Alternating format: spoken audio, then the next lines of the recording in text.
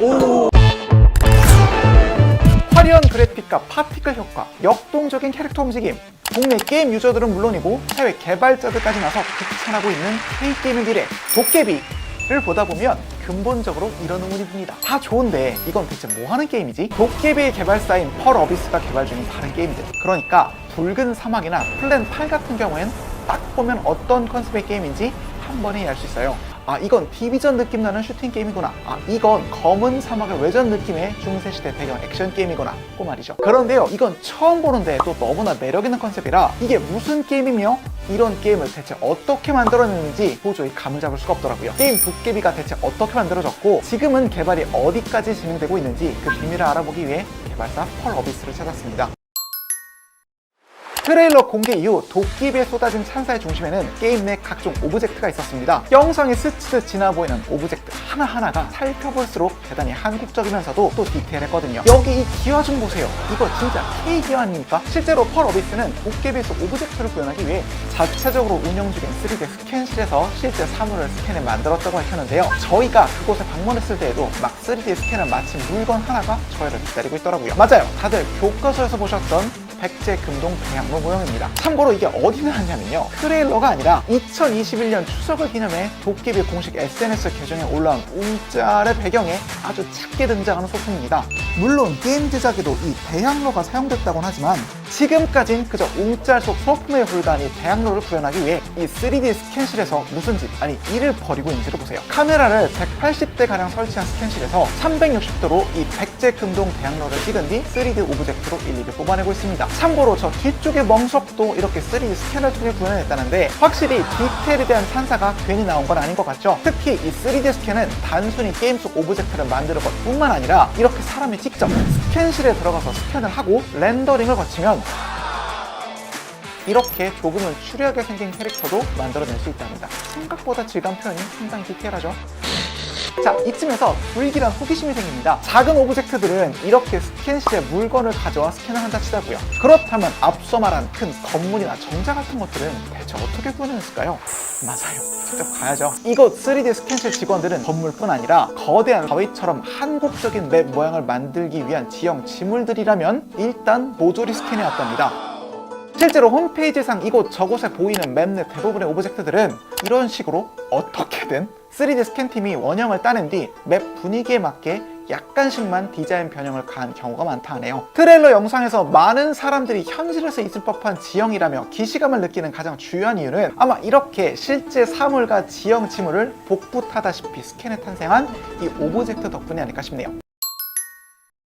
게임 만드는데 맵과 오브젝트만 만들면 끝이 아니죠. 살아 움직이는 캐릭터도 나와야 합니다. 특히 게임 속 도깨비는 문자 그대로 도깨비와 함께 게임 속 적과 전투를 벌여야 하기 때문에 구현해야 하는 캐릭터 움직임이 많아요. 이 트레일러 장면만 봐도 좋게 4캐릭터 각각의 움직임이 따로 구현돼야 합니다. 이렇게 스케이트도 타고 전투도 하고 이런 역동적인 모습들은 어떻게 만들어졌을까요? 자, 이 넓은 공간은 펄 어비스의 모션 캡처실로 여기서 롱보드를 타면 도깨비 속 캐릭터가 롱보드를 타고 자전거를 타면 이렇게 캐릭터가 라이딩하는 모습을 구현해낼 수 있다 합니다. 이게 어떻게 가능하냐? 직접 보시죠. 몸에 다닥다닥 모션 인식 장치를 붙인 배우분께서 모션 캡처실로 들어오자 대당 수천만 원은 호가는 카메라들이 사방에서 이 배우의 움직임을 인식한 뒤 곧바로 가상의 3D 공간에 이 배우분들의 움직임을 표현해냅니다. 그 뒤 정해진 액션대로 모션 캡처실 안에서 열정적인 액션 연기를 펼치면 이것을 컴퓨터가 실시간으로 렌더링한 뒤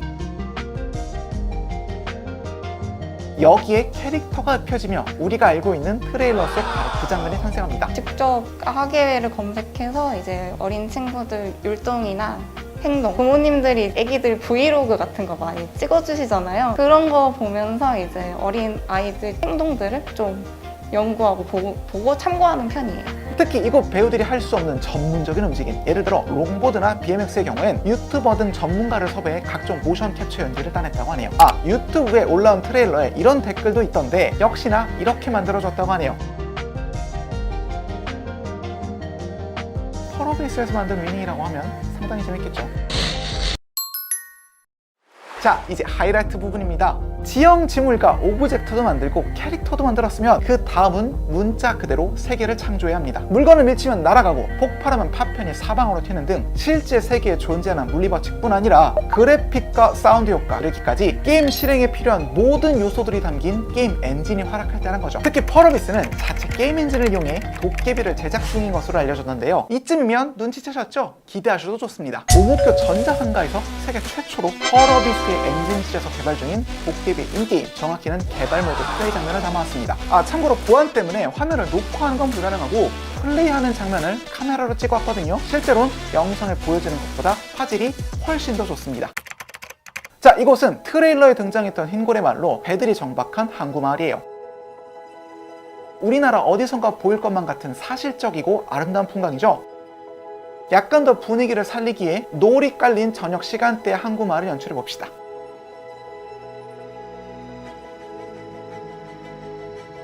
여기서 조금만 더 어두워지면 깜깜한 밤이 되고 자동으로 조명이 켜지네요. 자, 캐릭터를 움직여볼까요? 캐릭터가 이동할 때마다 화려한 파티클 효과와 함께 발자국이 남는 거 보이시나요? 풀숲을 지나 눈앞에 아주 익숙한 한옥이 등장합니다.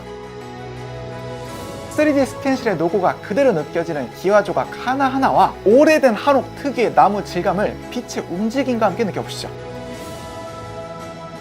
이제는 다시 공간을 옮겨 바닷가로 이동해 봅시다. 캐릭터가 물로켓 발사 로켓포를 들고 주변 튜브를 향해 발사하자 튜브가 물리 엔진의 적용을 받아 사방으로 튕겨져 나갑니다. 트레일러에서 가장 인상적이었던 무기인 거대 뿅망치를 들고 휘두르자 사물들이 튕겨나가며 주변이 초토화되네요.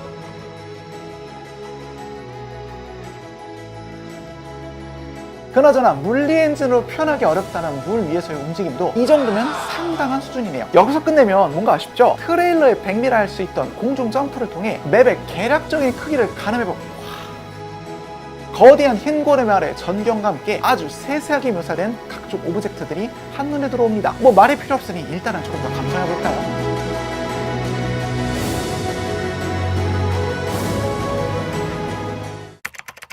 자, 이젠 게임 도깨비에 대한 남은 궁금증들을 좀 풀어봅시다. 공개된 스토리에 의하면 주인공은 악당 기업 더 컴퍼니에 맞서 도깨비를 구해주는 역할을 맡고 있다는데요. 개발진들은 이 스토리를 구현하며 우리에게 익숙했던 옛 애니메이션과 영화에서 많은 영감을 받았다고 했습니다. 버스터들을 일단은 게임 플레이로서 도깨비를 빨아당기는 노마드를 하였고, 도깨비 나오는 과거에 어릴 때 나왔던 그런 만화도 있잖아요. 예를 들어 뭐 저녁 9시가 되면 도깨비가 깨어난다, 이런 것들도 게임에 넣을 수 있겠다.